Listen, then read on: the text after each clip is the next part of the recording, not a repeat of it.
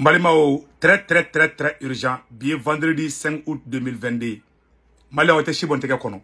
Yaro ne beninga 3 semaines bo dongo do me bo. Mba fongo kodo beka ka transition nga mandingi. Awa dawara ya fo. Ne te kuma flo de ko dogolin do be abena bo akala masisa. Asimi ni sigile me wuli ki jo. Shogel ni sigile me wuli ki jo. Awa auka fanga be ka saboter. A saboter le bagay be aw yere naga korola di farana. A perfu bebe anno. Ne be ko chaman kala man ne de dimene mo ko chaman. Mani video manu. Aye ni partager. Ne te mo contrôle. Wallahi billahi mani video manu. Aye na mede.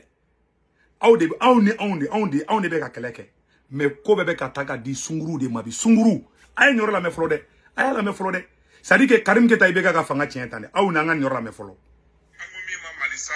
Non, c'est pas nous David Keita et David Kounia Kassabaye. Apo, Tabana Kundigi, nous le président Assimi Goïta et Nama na Korola Fura Ningi Nye le Yoro Jamana, Femini a Ministry Dobe, Munubeka Jamana Jamade, Femini journaliste Benapo, Apo Femini Ministry Do, Mime Transition Nyemayala, Faye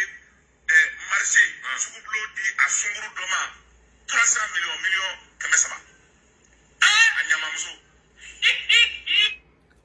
A furumuso tede na furumuso don abise ka di an dusu bise ka sumaya ko ni transition ina ube ka u ka sunguru ube u teru ka sunguru chama de ta ko bla nyefela wula munum bora dans la rue ku défend ulu be bla le me krefe sunguru de be ka défend bi de sunguru no fe kala be ka ke mogo be ka ta kasula sunguru no fe mogo be ka sa sunguru no fe mogo ka bara be ka che sunguru no fe mogo ta be ka che sunguru no fe o haketa to fanga shida asimi ni yeski na ya uski ka nyonya da je awa ibeka ka fanga che na tandi ya ko waro be net sekanda do alaw do binembe ali muso do ka jangono ni transition kelen ko na mogo be nde nta mogo kalte ke ni fo me ko be quoi yaro nye kangara fana dango muso ka do fana be nafika la o krefe o fana ni do fana che relation ntena nda do fana la me be bonu yere yi o do ko sonete kuma kun fe me ma deliberate jeli fe yaro ni ma bone da de anga kuma flana fana tola me tukuni malion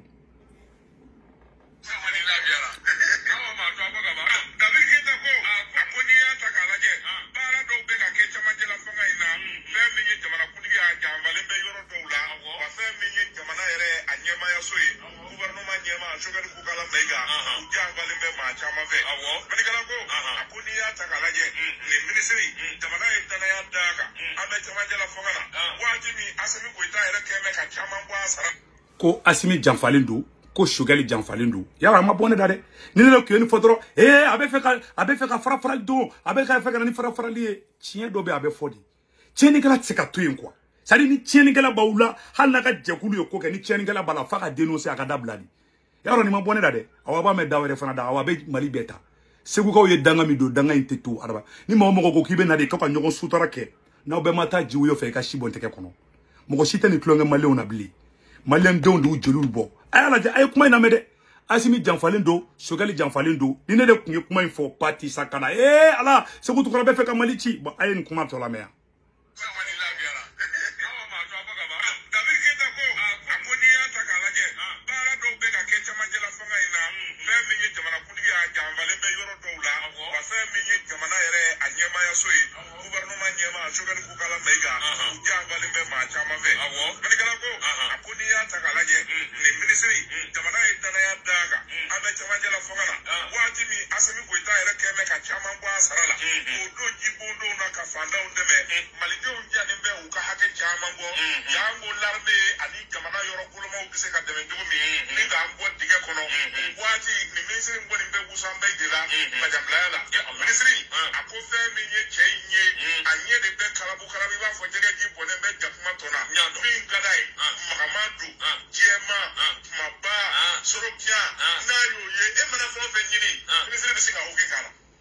ma banapeu furumuso tere sunguru doron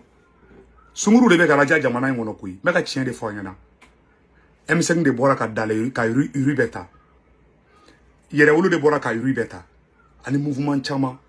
wolu de denebe kreve sunguru de be ka jajide me ka chien de fo na mali on bilay talay mali kura ko chien tala de arme ken be ka deme anga chien fo worola na Assimi janfalindo amena ni ne ya kuma ni info me a fora radio jega fo mo fana bora ka fo sisa utigo fana doni no ne tana do mo ko to fo labli mais ne mo nya fo bela jere nan sigile manga wuli kanjo abe bale mu na dro fanga be wurukutu système de sabotage do de bikake suno be nya be tiena kuyi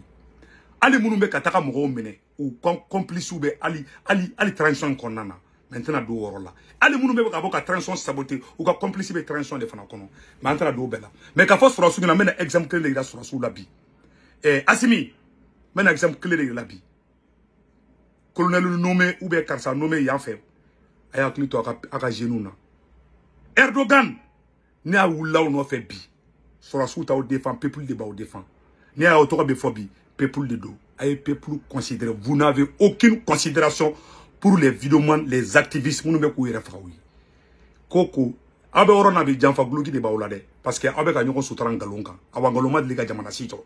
ça je le dis haut et fort tchekele be karaka fo ne di chama be karaka fo parce que ni chama fo dro be stran ou kana des ou be faire no fo kana soro parce que ni nata de tauka de tay malikodi je le dis pion awali ali fo itene na jola burujal ten na jo fo itene na jo mbala bila ko tere awa chembebe kana kelengele fra wa chembebe na halala de na e mumbo abe to atala anga nyoro la me aya la de triki présent surasu ye triki présent janfa peuple de boraka dans la ruta présent tigila tera surasi kele maboka défend jamano de ne bora a menu ka présent ka fanga kisi malion burla mena exemple do romboka iraola malion kono ambe tambese triki présent akede a flene a vidéo be a fin bebe anno donc amena boka ira obela je na malion ambe je kala de nyonfe pour que ka ira asimina ka fo peuple to ka peuple ko utara sorosu wulla ko be taka Turquie président ne Erdogan aya la je jamano do nyemunke. Des militaires main au-dessus de la tête qui évacuent ce pont sur le Bosphore. Les derniers soldats putschistes sortis de force de leur char par une foule en colère. Le jour se lève sur Istanbul. La tentative de coup d'état militaire vient d'échouer. Abana. Bon, au cas stratégie civil là, ay ko beke militaire ko bon, alors que na law no fait. Mo wéré funa ba wula tuguni, ma fango soro sude. Mo wéré ba wula, munu te dowere la ka fon ta ka du ka sunguru doroma. Go drone be fen so, amba be kalama. Wal muso bala sungu botugunu bala muso ba ganan bala ol de publicité ou be ke warbe dol de mol de yala yala u ka o tawla ay jamana jume développer l'état kanga manko ka ni ngi makko ka sampere nga jikinga akla kametu ko galunga antake bi antake shini mumbe ka ka fora ne klima fo awa avec sari ke nama wuli ka o jo ni ne be fanga burukutu ni ne boni futte mana wula no fe dongo do surtout ka be fe kana ni conscience changer au niveau nge mogo diminuer sigilembe mogo énervé no ndendo ka wala kuyi awa utseka mogoshi jago ya ko ka tuwa ko ngalun fana kan ola to on nekele ba on netseka be an nega minela o di ba be ko fe aw krefe mogo do di bala bon voilà ce qui se passe aujourd'hui voilà ce qui se passe jamana chite ngalunga aw tara ay fangata ay munu yere kele ka ya be fla ko kan aw tara nyu mogo wera ula aw krefe mogo be kana nuka goye ma bone dada bora mogo reda do fana be ka mogo do ko solo ka go no fe do ka go be ka mina sadi sunguru frumuzo te fo sunguru amara ya jamana faka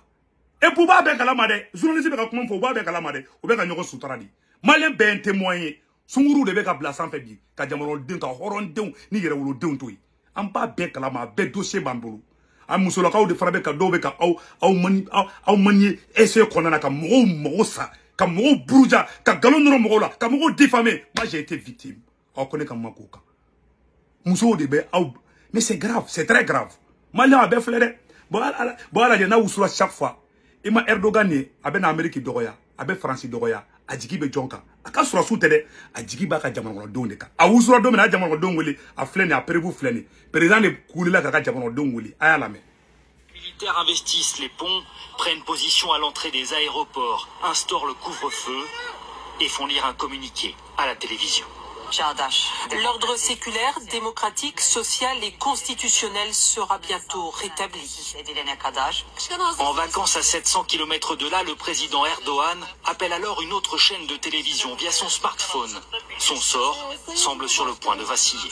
J'invite le peuple à descendre dans la rue, à reprendre l'aéroport. Rassemblons-nous sur les places à travers le pays. Aussitôt, les militaires putschistes président de Boraka jama wuli san ko jama ka bo ama foko militaire ka bo de asimina wusura e dal do me ebe no kona sibeke mo jama kelebe aw be tla ko lu flu ko kan aw tolu fle adama dewni aw krefo mo te dore la sunguru la jaw ko sunguru nomo ko amba be kalama so mo nomo no sunguru nomo des gens qui ne sont même pas qualifiés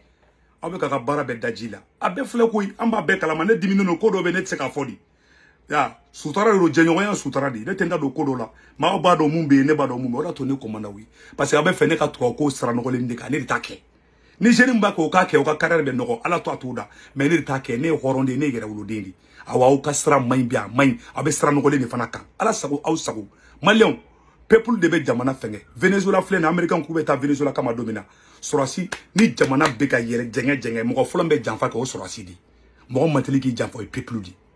sorasi se be se ka marfa to ka yelema ay sorasi fefe no ya gendomina ni mo kura nana o sorasi kilomètre la ka baraka no lui vous pensez que vous êtes protégé aka protection o ye ondi ma o man fle fouye ni kono kute go